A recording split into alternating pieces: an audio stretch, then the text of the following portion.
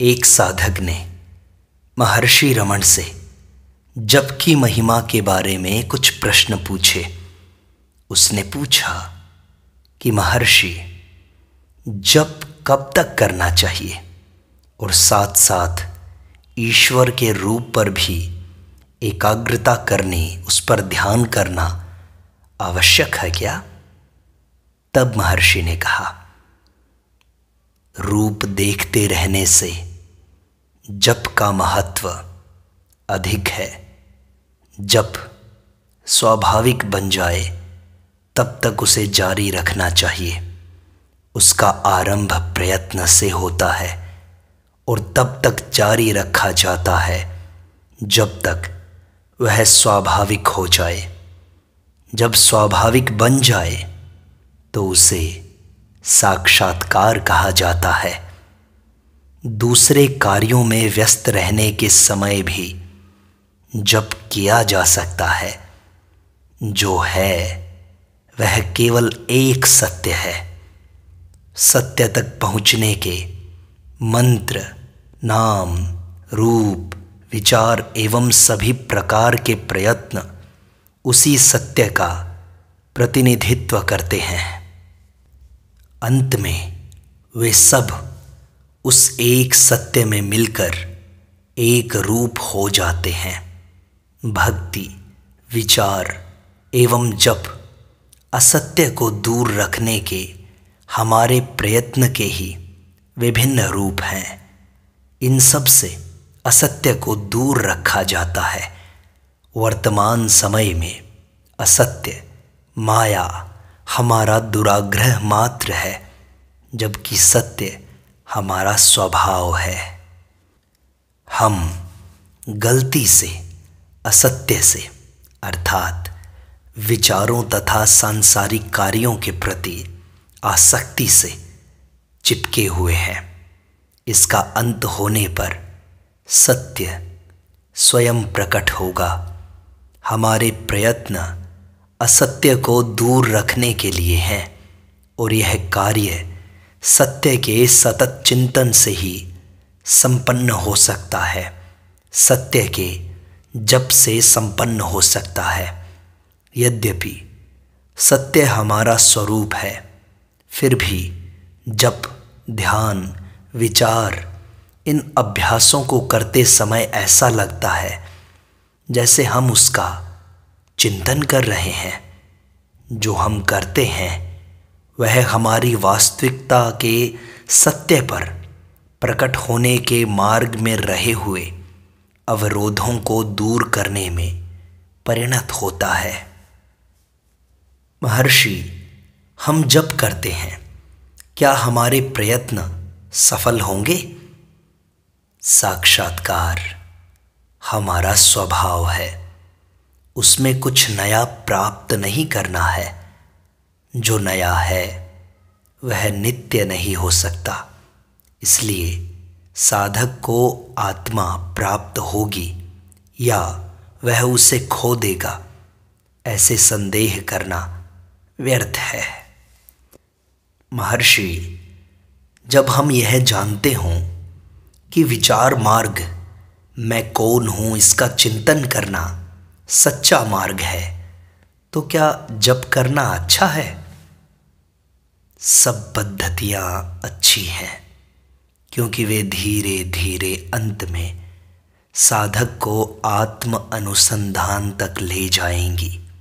जप हमारा सच्चा स्वभाव है। जब हमें आत्मा का ज्ञान होता है तब जप अनायास चलता रहता है। एक स्तर पर जो साधन था, दूसरे स्तर पर वह साध्य बन जाता है। निरंतर अनायास जप होता रहे, वही तो साक्षात्कार है। महर्षि, मैं गृहस्थ हूँ। मैंने धर्म ग्रंथ नहीं पढ़े हैं और आत्म अनुसंधान, विचार की पद्धति मुझे कठिन लगती है। मैं ध्यान भी नहीं कर पाता। ध्यान के लिए बहुत कम समय है। मैं आपसे प्रार्थना करता हूँ कि मुझे अधिक सरल और सादी पद्धति बताएं। जैसे मनुष्य को अपने आप को देखने के लिए दर्पण की आवश्यकता नहीं होती, वैसे आत्मा को जानने के लिए धर्म ग्रंथों के ज्ञान की आवश्यकता नहीं है।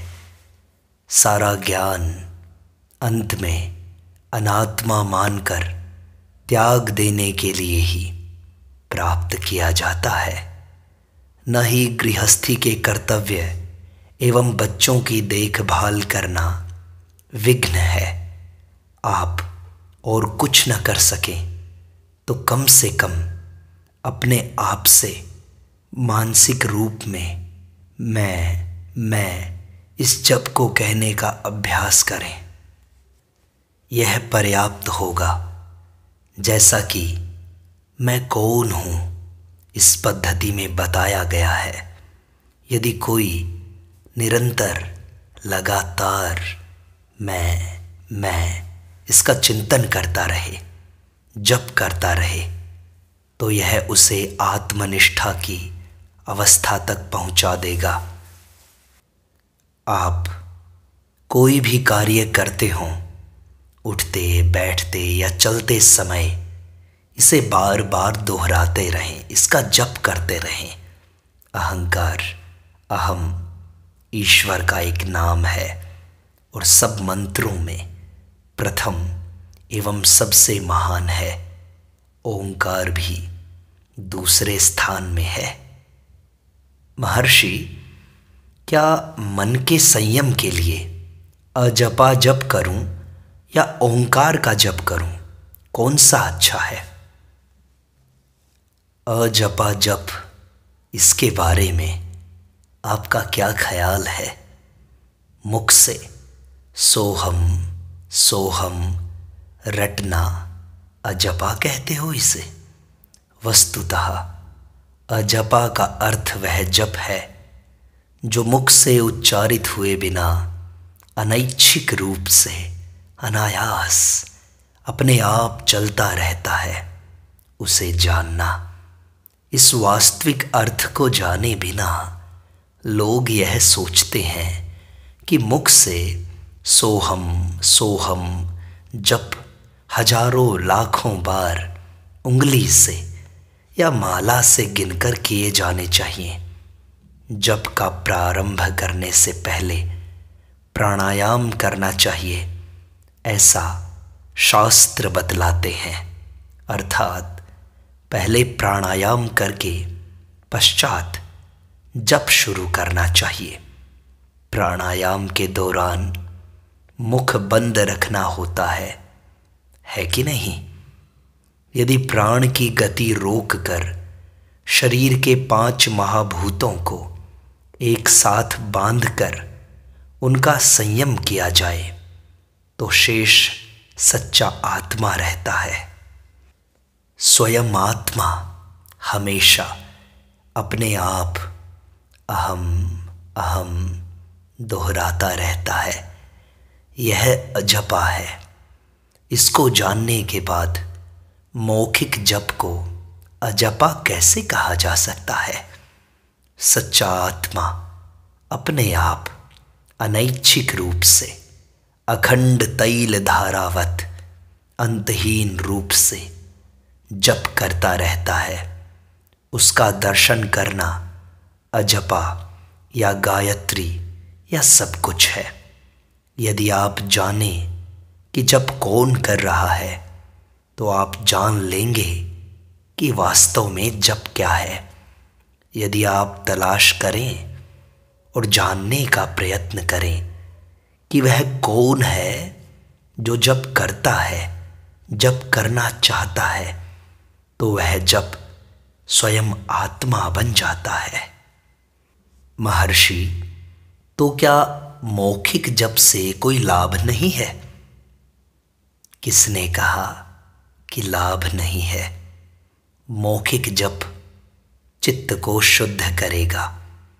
जैसे जैसे जप निरंतर किया जाएगा, यह प्रयत्न जल्दी से या देर से सच्चे मार्ग पर ले जाएगा। अच्छा या बुरा जो भी किया जाता है वह निष्फल नहीं होता, केवल व्यक्ति के विकास स्तर के अनुसार इनके भेद या गुण दोष बताए जाते हैं। महर्षि, मौखिक जप अच्छा है या मानसिक जप? मौखिक जप ध्वनि रूप होता है। ध्वनि विचार से उत्पन्न होती है, क्योंकि विचारों को शब्दों में व्यक्त करने के पूर्व सोचना पड़ता है। मन विचारों से बनता है, इसलिए मानसिक जप मौखिक से अच्छा है। तो महर्षि, हमें ध्यान के साथ साथ मंत्र को मुख से नहीं बोलना चाहिए क्या? जब मानसिक हो जाता है तो ध्वनि की क्या आवश्यकता है? मानसिक जप को ही ध्यान कहा जाता है। ध्यान, चिंतन या मानसिक जप एक समान है। विचार जब उलझे हुए नहीं होते और कई विचारों के स्थान में एक ही विचार बना रहता है तो इसे ध्यान कहते हैं। जप अथवा ध्यान का लक्ष्य यह है कि बहुत सारे विचारों को हटाकर केवल एक विचार को बनाए रखना। तब वह एक विचार भी अपने मूल पूर्ण चैतन्य में विलीन हो जाता है। मन जप में जुड़ जाता है और तब अपने मूल में समा जाता है। महर्षि, आपने कहा था कि जप का पता उसके मूल में जाकर लगाना चाहिए। इससे क्या मन की ओर संकेत नहीं किया गया है? यह सब मन की करतूत है। जप मन को एक विचार पर स्थिर करने में सहायता करता है। प्रथम दूसरे सब विचारों को गौण बनाकर उनको उस एक विचार के अधीन कर दो। तब तक बनाए रखो जब तक वे अदृश्य न हो जाएं। जब मानसिक बन जाए तब उसे ध्यान कहते हैं, और ध्यान आपका सच्चा स्वभाव है। उसे ध्यान इसलिए कहते हैं कि उसे प्रयत्न से किया जाता है। विचार जब तक अव्यवस्थित एवं बिखरे हुए होते हैं तब तक प्रयत्न आवश्यक होता है। चूंकि आप अन्य कई विचारों में उलझे रहते हैं, एक विचार को निरंतर बनाए रखने के प्रयत्न को आप ध्यान कहते हैं। यदि वह ध्यान अनायास अपने आप बन जाए तब आप जानेंगे कि वह आपका सच्चा स्वभाव है। महर्षि, लोग ईश्वर को कुछ नाम देते हैं और कहते हैं कि नाम बड़ा पवित्र है और उसके जप से मनुष्य को लाभ होता है। क्या ये सच है? क्यों नहीं, आप अपना एक नाम रखते हैं जिसे बोलने पर आप उत्तर देते हैं, लेकिन जन्म के समय आपके शरीर पर यह नाम नहीं लिखा हुआ था। न ही शरीर ने यह किसी को कहा था कि उसका ये नाम पड़ेगा। फिर भी आपको एक नाम दिया जाता है और आप उसे सुनकर उत्तर देते हैं, क्योंकि आपने अपना तादात्म्य उस नाम के साथ कर लिया है। इस प्रकार नाम किसी वस्तु का निर्देश करता है, अतः वह कोरी कल्पना नहीं है। इसी प्रकार ईश्वर का नाम भी असरकारक है। नाम जप का अर्थ उस नाम से जानी जाने वाली वस्तु या व्यक्ति का स्मरण है, इसलिए उसका महत्व है। महर्षि, 1 घंटे या उससे अधिक समय तक जप करने से मैं नींद में चला जाता हूँ। जगने पर याद आता है कि मेरे जप में रुकावट हुई है, तब मैं पुनः जप शुरू करता हूँ। क्या करूँ महर्षि? निद्रा नहीं, निद्रा जैसी अवस्था ठीक है, वह सहज स्थिति है। चूंकि इस समय आप अहंकार के साथ जुड़े हुए हैं, जागते हुए आप सोचते हैं कि वह सहज अवस्था आपके कार्य में रुकावट करती है। इसलिए आपको यह अनुभव अवश्य बार बार दोहराना चाहिए, जब तक आप जान लें कि वह आपकी स्वाभाविक नित्य अवस्था है। तब आप यह भी जानेंगे कि यद्यपि जप बाहरी है, फिर भी वह अपने आप चलता रहता है। आपका यह प्रश्न आपके गलत तादात्म्य अर्थात अपने आप का जप करने वाले मन के साथ तादात्म्य करने के कारण उत्पन्न हुआ है। जप का अर्थ अन्य विचारों को रोककर एक ही विचार को पकड़े रहना है। यही उसका प्रयोजन है। वह ध्यान तक पहुंचाता है, जिसका अंत आत्म साक्षात्कार या ज्ञान में होता है। महर्षि, तो मुझे जप किस तरह करना चाहिए?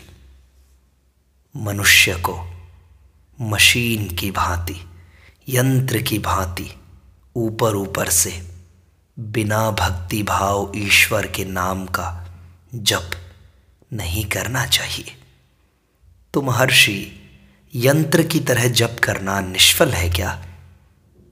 दीर्घकालीन गंभीर रोग केवल औषध के नाम जप से नहीं, औषधि के सेवन से जाता है। इसी प्रकार जन्म मरण के बंधन, शिवोहम जैसे महावाक्यों को निरंतर रटते रहने से नहीं कट सकते। मैं ब्रह्म हूँ ऐसा रटते हुए घूमते रहने के बजाय ब्रह्मरूप होकर स्थिर होकर रहिए। महर्षि, कोई गुरु ऐसे ही मंत्र दे देता है, तो उस मंत्र के जप से लाभ होता है या नहीं होता? नहीं, मंत्र योग्य गुरु से दीक्षा पूर्वक मिला होना चाहिए। वह तुम्हारी योग्यता अनुसार ही तुम्हें मंत्र देगा। यह सत्य मंत्री तथा राजा की इस कहानी से स्पष्ट होता है। एक राजा अपने मंत्री से उसके घर मिलने गया। वहाँ उससे कहा गया कि मंत्री जी जप कर रहे हैं। राजा उसकी प्रतीक्षा में रुका और मिलने पर पूछा कि वह मंत्र कौन सा है। मंत्री ने कहा कि वह सबसे पवित्र गायत्री मंत्र है। राजा ने उस मंत्र की दीक्षा लेने की इच्छा प्रकट की, लेकिन मंत्री ने अपनी अयोग्यता प्रकट की। तब राजा ने वह मंत्र किसी और से सीखकर कुछ समय बाद मंत्री से मिलने पर गायत्री मंत्र बोलकर पूछा कि वह ठीक है या नहीं। मंत्री ने कहा कि मंत्र तो ठीक है, लेकिन उसे इस प्रकार बोलना ठीक नहीं। राजा ने उसका कारण पूछा। तब मंत्री ने पास में खड़े सेवक से राजा को गिरफ्तार करने की आज्ञा दे डाली। आज्ञा पर अमल नहीं हुआ। आज्ञा मंत्री ने बार बार कहा कि राजा को गिरफ्तार करो, फिर भी पालन नहीं किया गया। राजा ने क्रोधित होकर उसी सेवक से मंत्री को पकड़ लेने की आज्ञा दी, जिसका तुरंत पालन हुआ। मंत्री ने हंसकर कहा कि यह घटना राजा के पूछे हुए कारण को स्पष्ट करती है। राजा ने पूछा कि कैसे? तो मंत्री ने कहा, आज्ञा तो एक सी थी, बंदी बनाने की। अमल करने वाला भी वही था, वह सैनिक, लेकिन आज्ञा देने वाला अलग था। जब मैंने आज्ञा दी तो बेअसर रही, लेकिन जब आपने आज्ञा दी तो तुरंत असर हुआ। यही बात मंत्र के बारे में भी सच है। महर्षि, मुझे एक मंत्र मिला है, वह ओंकार का है। लोग मुझे डराते हैं कि यदि मैंने इसका जप किया तो परिणाम ठीक नहीं होंगे। मैं आपसे मार्गदर्शन चाहता हूँ, क्या मैं इसका जप करूँ? मुझे इसमें काफ़ी श्रद्धा है। तुम श्रद्धा के साथ अवश्य जप कर सकते हो। महर्षि, वह अपना कार्य स्वयं करेगा या आप कृपया करके मुझे आगे की कुछ सूचना देंगे? क्या जप अपना काम करेगा? मंत्र जप का उद्देश्य यह अनुभव करना है कि वह मंत्र आप में पहले से ही अनायास चल रहा है। मौखिक जप मानसिक बनता है तथा मानसिक जप अंत में अपना नित्य रूप प्रकट करता है। वही मंत्र साधक का सच्चा स्वरूप है। इसे ही साक्षात्कार कहते हैं। यही जप की महिमा है।